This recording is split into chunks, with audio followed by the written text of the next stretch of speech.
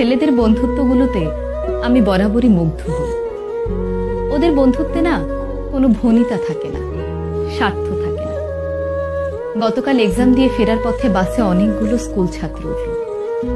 দেখলাম ওরা একজন আরেকজনের ভাড়া দিয়ে দিচ্ছে, একজন আরেকজনের ব্যাগ ক্যারি করছে, একজন আরেকজনকে বলছে তুই যদি রেজাল্ট ভালো না করিস তাহলে কিন্তু ভবিষ্যতে এমন বাসের হেল্পার হবি। আরেকজন বলছে আর তুই পানের দোকানদার হবি। ওদের এই খুনসুটিগুলো দেখতে আমার বেশ ভালো লাগছিল। আমি জানি না সামনের কিছু বছর পর ওরা কে কোথায় থাকবে, কার জীবনের মোড় কোন দিকে ঘুরে যাবে। তখন হয়তো এদের মধ্যে কারো কারো বন্ধুত্ব ভেঙে যাবে, আবার কারো বন্ধুত্ব অটুট থাকবে আজীবন।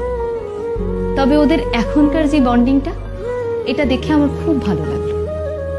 ওরাও হয়তো একটা সময় পর এই সময়টাকে অনেক মিস করবে।